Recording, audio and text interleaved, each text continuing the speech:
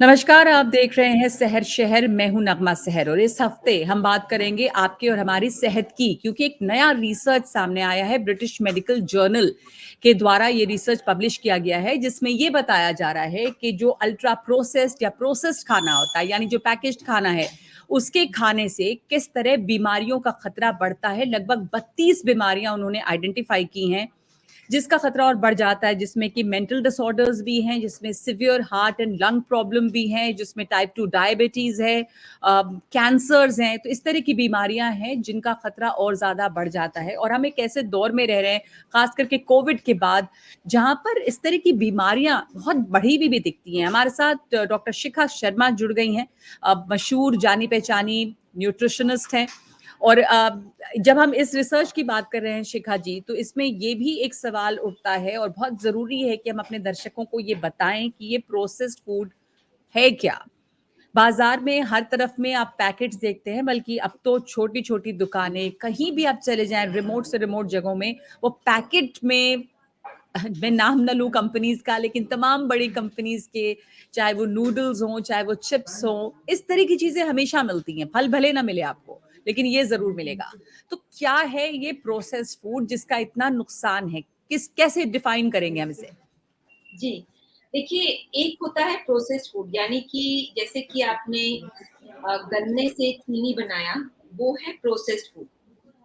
मगर जब आप चीनी का एक पोर्शन लें और उसमें कुछ केमिकल ऐड करें और उसको एक नई तरह की चीनी बोले जो मोटापा नहीं करती या वेट नहीं बढ़ाती, वो अल्ट्रा प्रोसेस्ड कैटेगरी में आ जाएगी। तो हुँ, अल्ट्रा तो प्रोसेस्ड होता है जैसे प्रोसेसिंग की भी अलग-अलग लेवल्स होती हैं। जैसे गन्ने से आपने उसका जूस निकाला, फिर आपने उसका गुड़ बनाया, तो वो एक लेवल की प्रोसेसिंग है। फिर गुड़ को आपने प्रोसेस किया, ब्लीच किया, उसमें से आपने सारे उसके विटामिन्स हटा दिए, तो सफ़ेद चीनी आ गई। तो वो अब एक्स्ट्रा प्रोसेस हो गई है।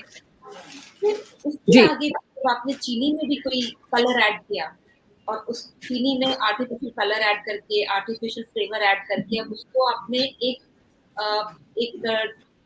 बच्चों के लिए ड्रिंक बना दिया।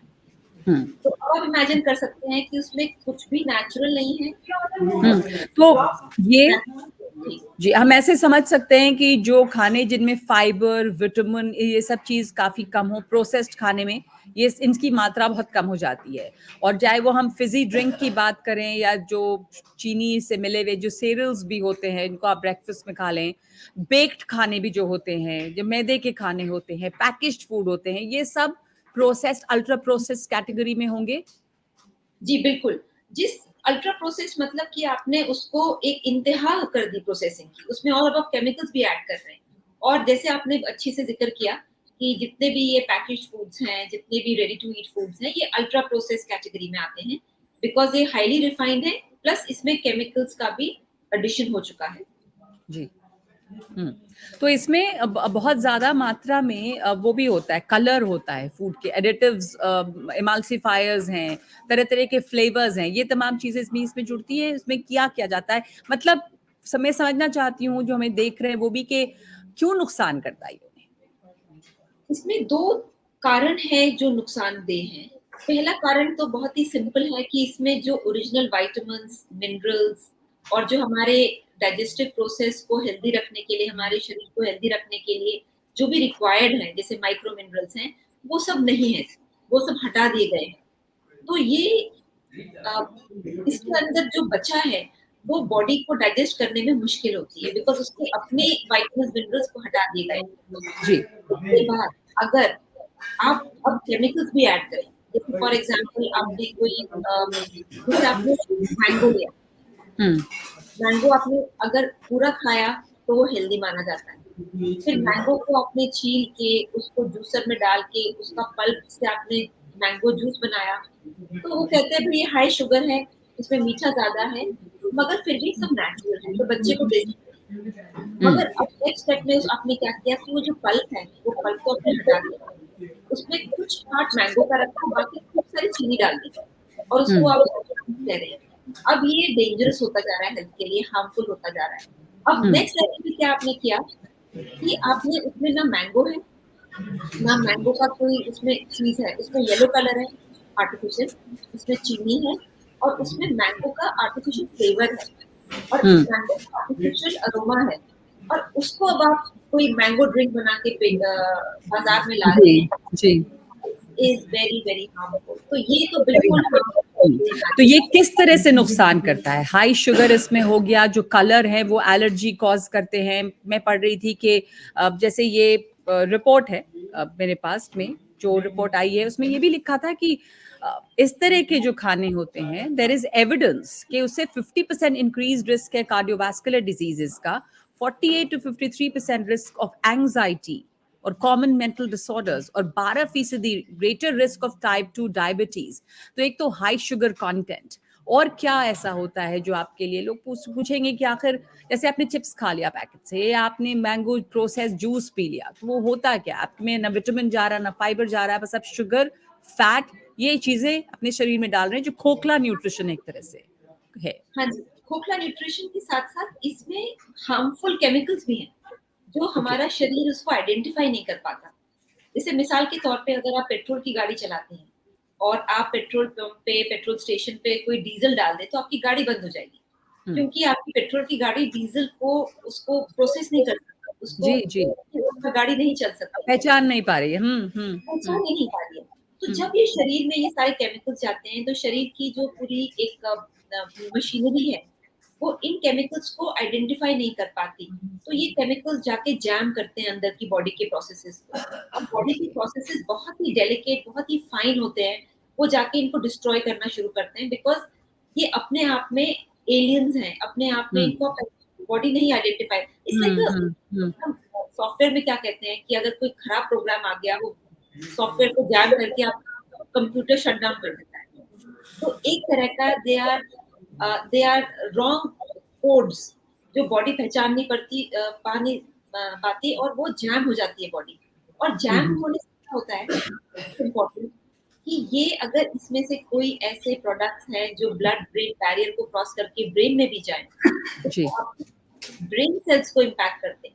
गट को तो इम्पैक्ट करते ही हैं, मतलब गट हम्म। में ये मतलब बिल्कुल chaos क्रिएट कर देते हैं। बट ये फिर लिवर में जाते हैं, फिर ब्लड में जाते हैं, फिर हर एक हमारे शरीर के सेल में जाते हैं। तो यानी ये जो केमिकल है, ये हर जगह जाएगा और हर जगह जी। डिस्ट्रॉय करेगा।